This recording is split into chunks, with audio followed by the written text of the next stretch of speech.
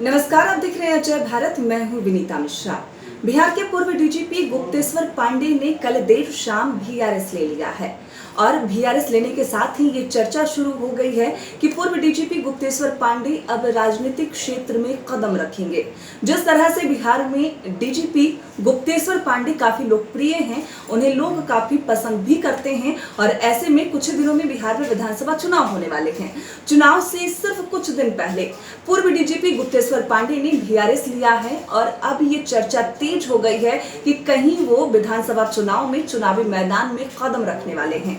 हालांकि आज उन्होंने सुबह सुबह प्रेस वार्ता का आयोजन किया और प्रेस के दौरान उन्होंने साफ कर दिया है कि फिलहाल वो राजनीतिक क्षेत्र में कदम रखने का उनका कोई प्लान नहीं है। उन्होंने ये भी कहा कि जनता उन्हें काफी प्यार करती है, जनता का समर्थन उनके लिए सबसे महत्वपूर्ण है। उन्होंने ये भी कहा कि बक्सर और बेगूसराय की जनता अगर उन्हें समर्थन देती है, अगर वो चाहती है तो वो विधानसभा चुनाव में चुनावी मैदान में कदम रख सकते हैं। हालांकि उन्होंने कहा कि वो डीजीपी के रूप में लगातार जनता की सेवा करते आ रहे हैं और जनता की सेवा करना ही उनका पहला महत्वपूर्ण काम है और अभी भी वो किसी पार्टी से नहीं जुड़ने वाले हैं। वो जनता की सेवा करना चाहते हैं और उसके बाद ही जनता जो निर्णय लेगी उसके बाद वो विचार करेंगे कि वो विधानसभा चुनाव में कदम रखेंगे या फिर नहीं। हालांकि जब उनसे सवाल पूछा गया कि विधानसभा चुनाव या फिर लोकसभा चुनाव, किस चुनाव में वो चुनावी मैदान में कदम रखेंगे, तो उन्होंने कहा कि फिलहाल उन्होंने कुछ भी फिक्स नहीं किया है। वो सिर्फ इतना बताएं कि बक्सर और बेगूसराय दोनों की जनता उन्हें बहुत पसंद करती है और जिस तरह से वाल्मीकि नगर में लोकसभा के उपचुनाव होने वाले हैं तो उम्मीद ये भी की जा रही है कि बक्सर और बेगूसराय के अलावे वाल्मीकि नगर से उपचुनाव में भी डीजीपी हिस्सा ले सकते हैं। हालांकि उन्होंने अपनी सहमति फिलहाल इस मामले पर नहीं जताई है। हालांकि उन्होंने इशारों में साफ कर दिया था कि जिस तरह से उम्मीद की जा रही थी कि सुशांत सिंह राजपूत मौत के कारण उन्होंने वीआरएस लिया है, तो ऐसा बिल्कुल भी नहीं है। सुशांत सिंह मामले से डीजीपी का वीआरएस से कोई लेना देना नहीं है। उन्होंने ये कहा कि सुशांत सिंह मौत के बाद उनके पिता जितने निराश थे, उनकी निराशा उनसे देखी नहीं गई। इस वजह से वो लगातार उस केस में एक्टिव रहे। वो चाहते थे कि उस मामले का पर्दाफाश हो, सुशांत सिंह मौत मामले से जितने लोग भी जुड़े हुए हैं उन्हें सजा मिले। इसी कारण उन्होंने सीबीआई जांच की अनुशंसा की। हालांकि अनुशंसा पर भी सवाल उठे, लेकिन सुप्रीम कोर्ट ने पूर्व डीजीपी गुप्तेश्वर पांडे की कार्य जो भी उन्होंने कार्य किया उसको सही ठहराया और ये भी कहा सुप्रीम कोर्ट ने कि बिहार पुलिस की जो कार्रवाई थी वो सराहनीय थी। गुप्तेश्वर पांडे ने यह भी कहा है कि जिस तरह से सुशांत सिंह राजपूत मामले में अब सीबीआई जांच हो रही है, सत्य का सत्य सामने आएगा।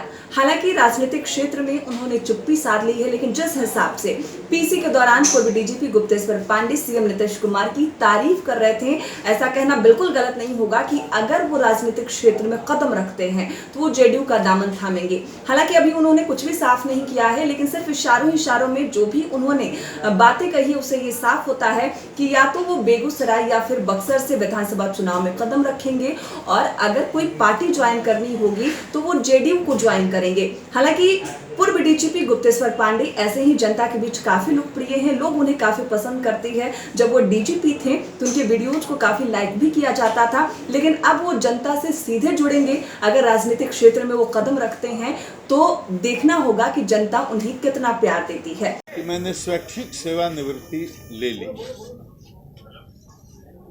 स्वैच्छिक सेवानिवृत्ति मैंने ले ली है। मेरा ये अधिकार है, लोकतांत्रिक अधिकार है। 30 वर्ष की सेवा अवधि जिसकी पूर्ण हो गई वो कोई भी स्वैच्छिक सेवानिवृत्ति ले सकता है। तो मैंने ले ली है। तो 1 महीने से 2 महीने से मेरा जीना मुश्किल है। रोज हजारों फोन, हजारों एसएमएस, मीडिया में कोई कुछ चला रहा है, कोई कुछ चल रहा है, इस्तीफा देंगे, इस्तीफा देंगे, इस्तीफा देंगे। हजारों फोन भी रोज इस्तीफा दे रहे हैं, इस्तीफा दे रहे हैं, कब दे रहे हैं, सुबह दे रहे हैं, शाम दे रहे हैं, कब दे रहे हैं। करते करते मैं परेशान हो गया और इस तरह की खबरें इतनी ज़्यादा चलने लगी, खास करके लोकल मीडिया में, पोर्टल में, सुबह से शाम तक 1000 फोन।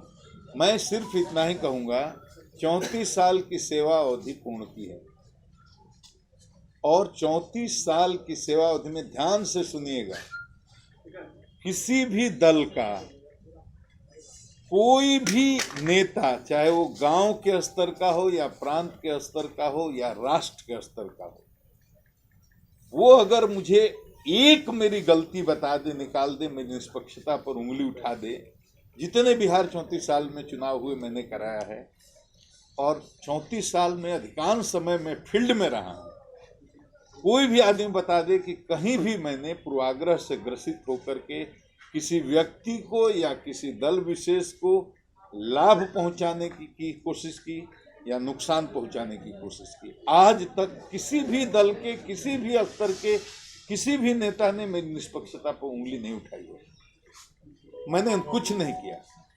जब तक रहा, हर जात, हर समाज, हर वर्ग और हर दल के जो भी लोगों का जायज काम हो, जो मेरे पास आ गया, बिल्कुल निष्पक्षता से किया। नंबर 1। नंबर 2, 34 साल में कोई भी, आप भी मीडिया के लोग, कोई भी नहीं कह सकता, बिहार में हमको सब लोग जानते हैं, बच्चा बच्चा जानते हैं, आप भी जानते हैं, किसी अपराधी, किसी गुंडा, किसी क्रिमिनल के साथ मैंने कोई मरौवत की हो, समझौता किया हो या मेरा कोई संबंध हो। सब कहर बन के टूटा। जितने भी बदमाश, गुंडे, मवाली, चोर, हत्यारे, अपहरणकर, जो भी अपराधी किस्म के आदमी हैं, 50 से अधिक मुठभेड़े हमने की, 40 से अधिक तो केवल बेगूसराय में, और भी जहां जहां मैं रहा, रांची में सीनियर एसपी रहा, जहानाबाद में रहा, कहीं कोई नहीं कह सकता है कि कोई जात देख करके, दल देख करके या धर्म देख करके या किसी तरह के पूर्वाग्रह से प्रेरित होकर के एक निर्दोष आदमी को अपनी जानकारी में मैंने जेल भेजा या कोई इस तरह का काम हुआ। तो जीवन भर 34 वर्ष जो आदमी पूरी तरह से ईमानदारी और निष्पक्षता के साथ काम किया, उस पर अब सवाल उठाते हैं, जो आप मेरे से कर रहे थे, और सबके मन में यह सवाल होगा, और मीडिया पर बहुत लोग, तरह तरह के लोग ट्रोल कर रहे हैं या करेंगे, कर भी रहे हैं। उनको मेरा एक ही जवाब है कि जब तक मैं डीजीपी था, मैंने डीजीपी का काम किया। बहुत लोग सुशांत के केस से जोड़ करके मेरे इस्तीफा को देख रहे हैं या मेरे वीआरएस को देख रहे हैं। आपके मन में भी यही सवाल होगा। इसका मैं सीधा जवाब देता हूं, आप सुन लीजिए कि सुशांत के केस से मेरे वीआरएस का कोई लेना देना नहीं है। मैं इसका बिल्कुल तर्कपूर्ण आपको जवाब देता हूं।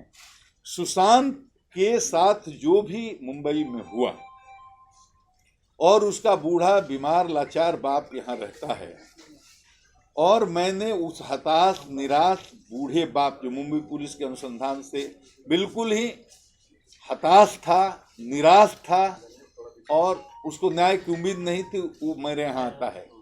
और यहाँ बिहार पुलिस ने जो एफआईआर किया, अब माननीय सर्वोच्च न्यायालय ने उस पर ठप्पा लगा दिया है कि वो काम बिल्कुल संवैधानिक था, कानूनी था, उसमें कोई गलत काम बिहार पुलिस ने नहीं किया। तो तमाम अपडेट्स हम आप तक पहुंचाते रहेंगे। बिहार और झारखंड की तमाम खबरों के लिए देखते रहिए अजय भारत।